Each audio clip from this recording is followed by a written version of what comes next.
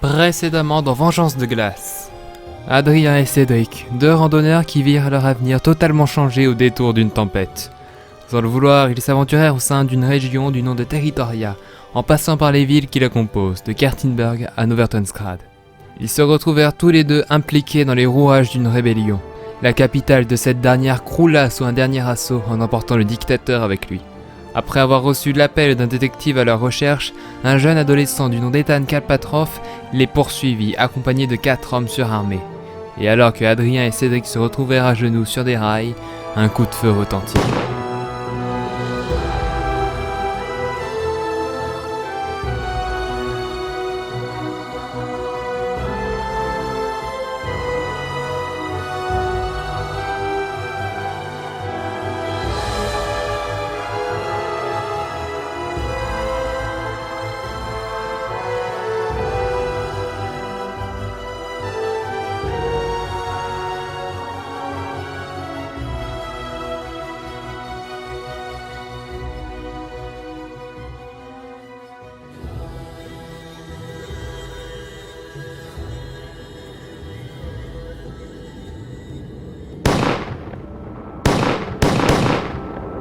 Les 4 hommes accompagnant le jeune adolescent se firent tuer instantanément par Clara Vorarlberg.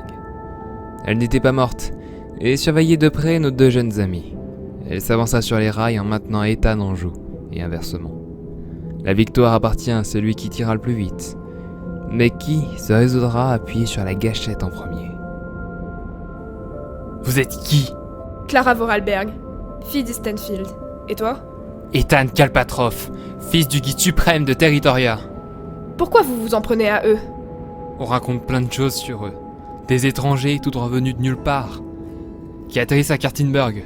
Imaginez les problèmes que nous aurons si notre paisible région se retrouve vidée de son âme par des journalistes et scrutée par le monde entier. Attendez, paisible ? On en parle de la tuerie de Libertad ? Ou juste de Novertensgrad, qui vient d'être réduit à néant ? Oh, et à qui la faute ? Notre région est gangrénée.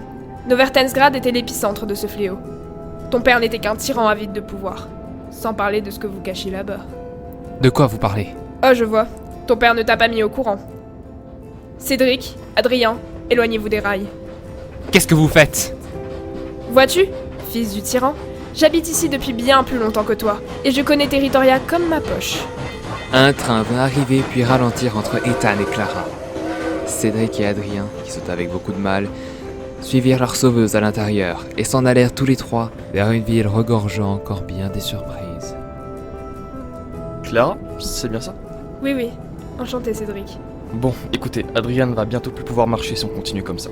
Je vais voir dans une cabine si je peux trouver quelque chose. En attendant, veille sur lui. D'accord. En fouillant un peu partout, Miss Vorarlberg réussit à fabriquer à Adrien une remarquable jambe mécanique. Avec cette jambe, plus rien ne lui était impossible. Clara, Oui, Adrien ? comment vous vous en êtes sortie ? Je suis une Vorarlberg. Les constructions d'automates, ça me connaît. J'en ai construit un qui m'était identique, et je l'ai laissé agir à ma place en gardant un œil sur vous. Pourquoi vous vous souciez autant de nous ? Vous êtes témoin du monde, d'un monde que je ne connais que très peu. À vrai dire, je veux partir avec vous. Pourquoi pas ? Après tout, on vous doit bien ça. Mais il va où ce train au juste ? Ce train nous emmène à Baranour, une ville frontière qui n'a pas beaucoup d'importance. Elle aurait été à quelques kilomètres vers l'est, et elle aurait été encheminée dans tout ça. Tant mieux, j'en pouvais plus de territoire. Mais la situation devrait s'améliorer, non ? Pas sûr, non. Imaginez-vous l'instabilité qui risque de s'installer à travers toute la région, et avec ce Ethan Kalpatrov, comment prédire ce qui va se passer ? Vous pensez vraiment que c'était la meilleure solution ? On a tenté tellement de choses qui se sont résultées par un échec. L'opération Omega était, comme son nom l'indique, la dernière option. Et qu'est-ce qui va se passer d'après vous ? Je ne sais pas, mais ça pourrait jamais être pire. Enfin, je l'espère. Quand j'étais petite, tout allait plus ou moins bien. Moi qui voyais d'un mauvais œil le village de Kertinberg, à cause de leur monarchie, mais non, c'est bien un gouverneur élu qui sema le trouble. Mes parents sont morts à cause de Yaroslav, mes 2 frères aussi. J'ai eu ma vengeance. Enfin bref, assez parlé de moi. Comment vous êtes arrivés ici ? La seule ville en dehors de Territoria se trouve à des kilomètres. On avait pris un sentier de randonnée, puis on s'est simplement perdu. Rajouter à cela la tempête de neige. Mais Adrien, puisque je te dis que c'est par là! Mais non, regarde! Et c'est là qu'on a commencé à vous observer. Le gérant de la taverne, l'une des premières personnes que vous avez rencontrées. Il était membre d'Archange autrefois, mais il a vite changé. C'est à cause de lui que les autorités ont été mises au courant de votre présence. Directement venu vous chercher dans cette taverne. Quel enfoiré. Et sinon, qu'est-ce qu'on fera arrivé à Baranour? Tu auras bientôt ta réponse. On arrive. Ils sortirent tous les trois du train sans encombre. Le souffle des machineries offrait un air chaud qui contrastait avec le froid polaire ambiant. Un homme au loin semblait les épier, portant des lunettes bien rondes et un manteau. Il passait très peu inaperçu dans cette gare quasiment vide. Alors qu'Adrien portait son attention sur lui, de l'autre bout de la gare, un homme à la voix rauque les interpella. Près de cet homme, l'adolescent Ethan. Il les avait suivis jusque-là, s'ensuivit d'une périlleuse course-poursuite à travers une ville qui leur était inconnue. De ruelle en ruelle, ils restèrent toujours groupés et des tirs les frôlaient de peu. Et au détour d'un virage, alors sous l'emprise d'adrénaline, ils n'eurent pas le temps de changer de direction lorsque ces derniers arrivèrent dans une impasse. La tension était à son comble. Ils étaient pris au piège, sans aucun moyen de fuir. Mais derrière Ethan et son homme de main, se tenait discrètement l'homme aux lunettes rondes, une planche de bois dans les mains. Et il assomma le jeune garçon. Et alors que son homme de main se retourna, Clara sortit son arme pour l'abattre. Adrien avait le sourire aux lèvres, Cédric était confus et Clara extrêmement méfiante. L'individu suspect s'avança vers eux. Quelle heureuse coïncidence. Vous êtes qui? Clara, stop! C'est lui! Qui? Le détective?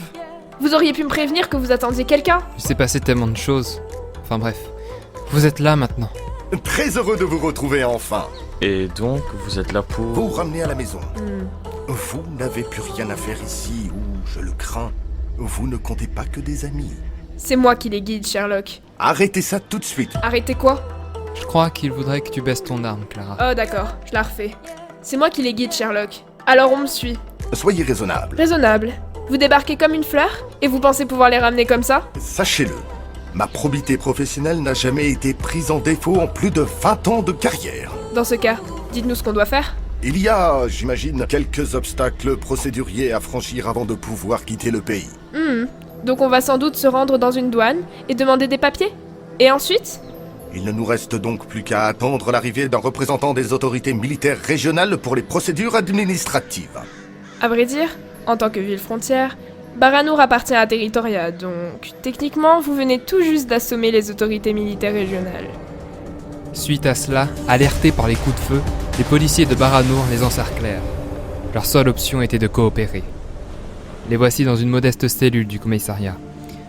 Adrien, Cédric, Clara et le détective. Ils ne savaient pas où a été transporté Ethan et ce qu'on avait fait du corps de son homme de main. Un homme à longue veste s'avance en face des barreaux. Vous avez assommé le fils du dirigeant de Territoria et tué son homme de main. Vous vous rendez compte de la merde dans laquelle vous êtes? On ne peut pas établir la connexion avec la capitale donc, pour le moment, vous resterez là. Novertensgrad est tombé. Le dictateur est mort. Comment?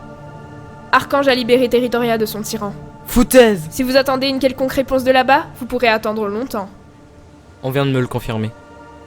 Eh bien, dites-vous que, tant que nous ne pourrons pas vous réexpédier là-bas, vous resterez dans un établissement sécurisé, ici, à Baranour. Oh non, combien de temps ça va durer? Tout dépend de comment la situation se règle là-bas. Mais à mon avis, c'est pas près de s'arranger. Sous le choc du dernier attentat du groupe Archange, des mutineries se font ressentir dans les désormais 2 villes gouvernant Territoria. Les partisans de Galpatrof auraient réhabilité la ville de Libertad. À Libertad, le fils du guide suprême Ethan Galpatrof se retrouve à son tour au pouvoir, à tout juste 16 ans, réassignant à Libertad le nom de Comcomsgrad. On nous informe que des tensions se créent alors que Kertingberg, Eastonfield et Comcomsgrad deviennent officiellement indépendants.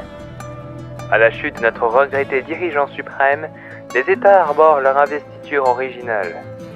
Souvent sorti de leur palais royal, le souverain de Kertingberg fait appel à la population. Chaque jour, d'importantes familles pleurent encore les défunts de Novertensgrad, rendant un dernier hommage aux victimes d'Archange.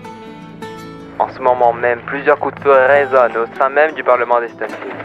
Un véritable putsch orchestré par Galpatroff lui-même. Le prince de Kertingberg, accusé de trahison, sera bientôt déplacé et enfermé à Kalkansgrad. Kertingberg se retrouve cloisonné par les autorités de notre nouveau dirigeant suprême. Et vous, madame, que pensez-vous du nouveau dirigeant? Le voir lui, c'est comme voir son père. Et je pense que, comme lui, il saura nous apporter la paix et la sécurité. Sans surprise générale, la loi martiale est appliquée.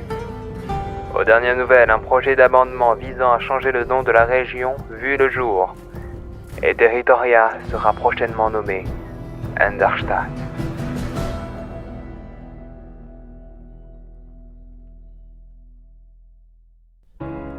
Mes amis, bienvenue à la première réunion gouvernementale de Enderstadt. Vous me connaissez certainement, mais à défaut de politesse, me voici, Ethan Galpatroff. Nous sommes ici réunis pour discuter et prendre une décision sur un sujet plutôt fâcheux.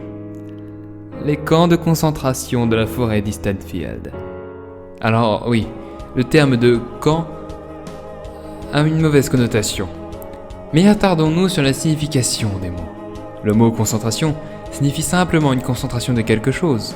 Si je remplis un camp d'oranges, cela sera un camp de concentration par le simple fait que les oranges y soient concentrées.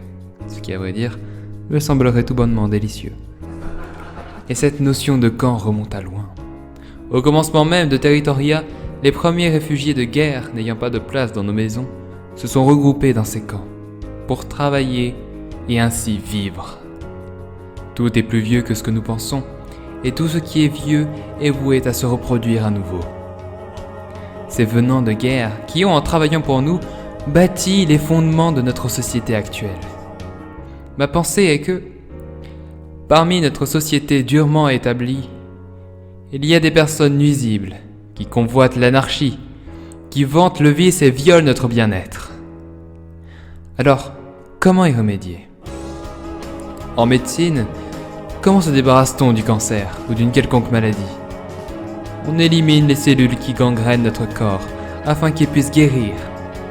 Alors, ce que je voudrais, c'est que ces camps qui ont servi à l'élévation de notre confort soient désormais garants de cette préservation, afin que Enderstadt puisse partir sur de bonnes bases, pour que notre région puisse respirer, pour que nous soyons tous en sécurité, sortant de cette période de trouble. Ce que je souhaite au plus profond de moi, c'est que vous puissiez vivre sans crainte.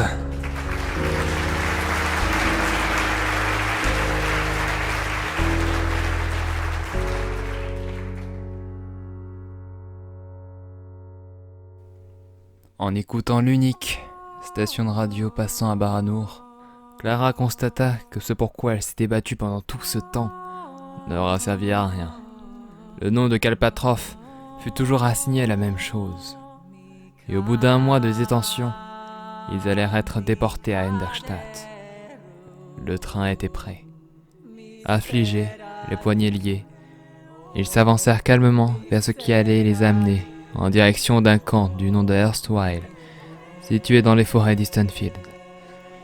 Ils n'étaient pas seuls. D'autres personnes, toutes très différentes, les accompagnaient, arborant sur leur visage un triste désespoir. Une fois sortis du train, ils se mouvaient en file indienne, toujours liés par le fer. Séparation de genre oblige, Clara se retrouve mise à l'écart du reste du groupe, traités comme des animaux, entassés. Et par la malheureuse fenêtre, on pouvait observer des gardes donner des coups à des personnes déjà proches de la mort. À peine avoir été logés pendant tout juste quelques minutes, Adrien, Cédric et le détective se regardaient d'un air totalement décomposé. Comment s'enfuir ? Les rumeurs se faisaient déjà entendre. Certains disent que le dirigeant était déjà là, à l'issue de leur présence. Et alors qu'ils prirent connaissance de cette rumeur, un garde ouvrit la porte en les appelant de vive voix. Ils n'avaient pas vraiment la confiance de leur côté. Et le détective prit le devant. Je vais voir ce que je peux faire. Vous comptez vraiment aller le voir ? Surtout, ne bougez pas d'ici. Le garde réitère la demande de leur présence. Il se décide à répondre et à venir, suivant le garde jusqu'au bout du camp, à un bureau plutôt simple. Ethan était assis, les regardant avec sur son visage un immense sourire. « Prenez place. Vous êtes bien assis ?» Ils gardèrent le silence. « Vous mourrez demain matin, alors profitez des quelques instants qu'il vous reste à vivre. » Quoi? Cédric se lève en expédiant la chaise à l'autre bout de la pièce. Les deux militaires se tenaient sur les côtés de la pièce, le tenant en joue. Si vous tentez quoi que ce soit, vous ne mourrez pas demain, mais maintenant. Un peu bête, vous ne trouvez pas? Laissez vos armes. Comment vous comptez vous y prendre? Demanda Adrien. À vrai dire, j'aimerais tester un nouveau remède pour mes futurs opposants, ici, à Earthwire. Vous serez donc les premiers à l'essayer. Exaltant, n'est-ce pas?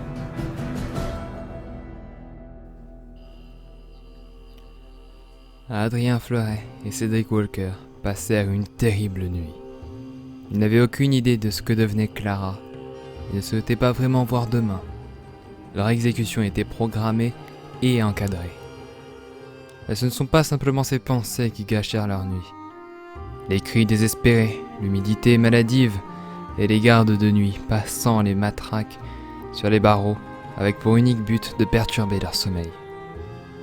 Une fois le jour venu, sans prévenir, 4 soldats vinrent immédiatement escorter Cédric et Adrien, qui s'avançaient tête baissée, sans aucun lien mais avec une flamme éteinte en eux. Ils marchèrent avec une grande amertume, alors qu'une étincelle va raviver leur flamme.